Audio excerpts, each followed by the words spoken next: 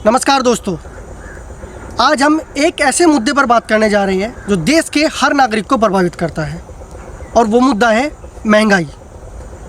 पहले मैं आपको थोड़ा सा फ्लैशबैक में लेकर जाना चाहूँगा। 2014 के लोकसभा चुनाव होने थे। देश में कांग्रेस की सरकार थी और विपक्ष में थी भारतीय जनता पार्टी। देश में महंगाई एक बड़ा मुद्दा हुआ, तमाम तरह के धरने प्रदर्शन हुए। कौन भूल सकता है 2014 के लोकसभा चुनाव से पूर्व वर्तमान में केंद्र सरकार में कई मंत्री सड़कों पर धरना दे रहे थे। महंगाई देश में एक बड़ा मुद्दा बनाया गया, तमाम तरह के धरने प्रदर्शन हुए और वर्तमान में यही मंत्री महंगाई को लेकर बिल्कुल चुप है। 2014 के लोकसभा चुनाव से पूर्व देश के प्रधानमंत्री नरेंद्र मोदी भी महंगाई को लेकर विपक्ष पर हल्ला बोलते थे।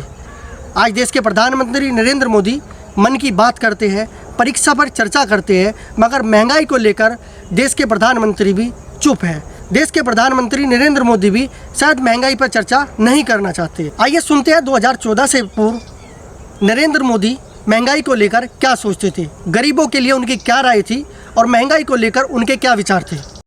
आप मुझे बताइए, अगर इसी प्रकार से महंगाई बढ़ती गई तो गरीब क्या खाएगा। आज प्रधानमंत्री यहां आए थे, लेकिन प्रधानमंत्री महंगाई का मां बोलने के लिए तैयार नहीं है, महंगाई का मां बोलने के लिए तैयार नहीं है। इनका अहंकार इतना है, महंगाई के लिए एक शब्द बोलने को तैयार नहीं है। मरो तो मरो, आपका नसीब।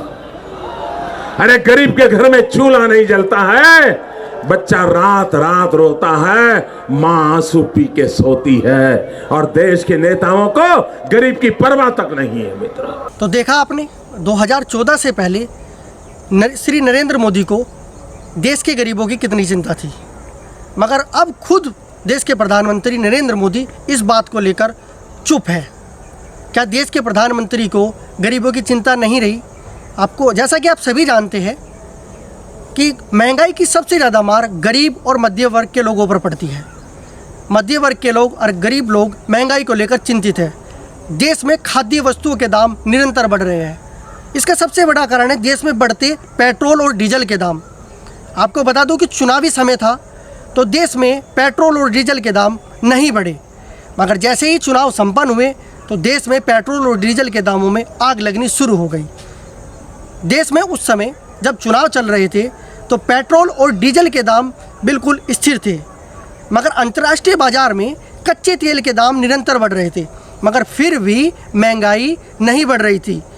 महंगाई से मेरा मतलब है कि पेट्रोल और डीजल के दाम नहीं बढ़ रहे थे, मगर वर्तमान में क्रूड ऑयल, कच्चे तेल के दाम घट रहे हैं, वहीं पेट्रोल और डीजल के दाम निरंतर बढ़ रहे हैं। आपको बता दें, कल भी पेट्रोल और डीजल के दाम बढ़े, मगर कच्चे तेल के अंतर्राष्ट्रीय बाजार में दाम कम हुए थे। पिछले 14 दिन में 12 बार तेल के दामों में वृद्धि हुई है। लगभग 8 रुपये 40 पैसे प्रति लीटर की तेल के दामों में वृद्धि हो चुकी है। 2014 से पहले जो भारतीय जनता पार्टी महंगाई को एक बड़ा मुद्दा बनाती थी, वही भारतीय जनता पार्टी और उसके नेता महंगाई को लेकर चुप बैठे हैं। आखिर जनता महंगाई को लेकर सवाल किससे करे? उस भारतीय जनता पार्टी से जो 2014 से पहले महंगाई को लेकर हल्ला मचाती थी, या उस भारतीय जनता पार्टी से जो वर्तमान में सरकार में भी है और इस मुद्दे को लेकर, महंगाई को लेकर चुप है? आखिर देश के प्रधानमंत्री महंगाई को लेकर बात करना क्यों नहीं चाहते? इस मुद्दे पर अगर हम विपक्ष की बात करें तो विपक्ष की बात करना समय की बर्बादी होगा। चुनाव से पहले जो विपक्ष सड़कों पर रहता था, वही विपक्ष आज ट्विटर की राजनीति कर रहा है, सोशल मीडिया पर एक्टिव है। वो छोटा मोटा ट्वीट कर देना या छोटी मोटी कविताएं पोस्ट कर देना या प्रधानमंत्री नरेंद्र मोदी को टारगेट कर देना, यही अब विपक्ष का काम रह गया है। सड़कों पर वह इस तरीके से काम नहीं करता जैसे विपक्ष में रहते हुए भारतीय जनता पार्टी करती थी। आज का विपक्ष उस बरसाती मेंढक की तरह हो चला है जो चुनाव के समय बाहर आता है और चुनाव बाद लगभग 4 वर्ष के लिए वापस दुबक जाता है। फिर चुनाव तक विपक्ष का कोई अता पता नहीं रहता। वो सिर्फ रहता है तो सोशल मीडिया पर। उसको भारतीय जनता पार्टी की तरह सड़कों पर कभी नहीं देखा जाता।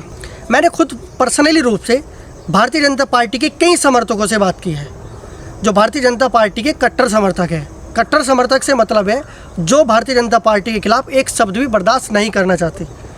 उनको भारतीय जनता पार्टी और नरेंद्र मोदी की बुराई कतई बर्दाश्त नहीं होती, चाहे वो सोशल मीडिया हो चाहे आम जनमानस में हो। वह सिर्फ विपक्ष को टारगेट करना चाहते हैं। मगर जब महंगाई की बात उनसे की गई तो कहीं ना कहीं महंगाई को लेकर वो भी भारतीय जनता पार्टी और नरेंद्र मोदी से खासे नाराज नजर आए। उनका कहना है कि प्रधानमंत्री नरेंद्र मोदी को महंगाई के मुद्दे पर अपनी राय रखनी चाहिए और देश की जनता को जवाब देना चाहिए। महंगाई से छुटकारा देने के लिए कोई जतन करना चाहिए, कुछ ना कुछ उपाय करना चाहिए। अब देखना होगा देश के प्रधानमंत्री नरेंद्र मोदी महंगाई को लेकर अपनी चुप्पी कब तोड़ते हैं और आम जनमानस को महंगाई से राहत दिलाने के लिए क्या उपाय करते हैं। मैं तो यही कहूँगा कि मोदी जी, आप तो ऐसे ना थे।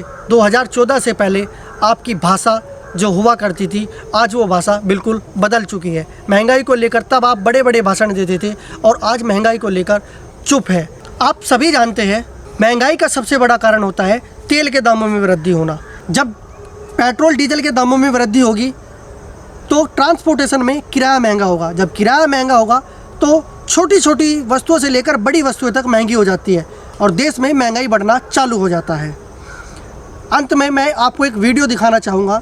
इस वीडियो के माध्यम से मैं तो कहूँगा कि देश की जनता के लिए सिर्फ यही उपाय रह गया है। नमस्कार। पेट्रोल डीजल की बढ़ती कीमतों से घबराना नहीं है। इसका भी वही बचाव है जो कोविड का है। घर में रहें, स्वस्थ रहें, मस्त रहें। सरकार को आपकी बहुत चिंता है। महंगाई एक बीमारी है, इससे बचें। खाना कम खाएं, कपड़े फटे पुराने पहनें और हो सके तो कहीं पर भी पैदल ही जाएं। ईंधन वाले वाहनों का प्रयोग ना करें। ध्यान रहे, हमें महंगाई से लड़ना है, सरकार से नहीं।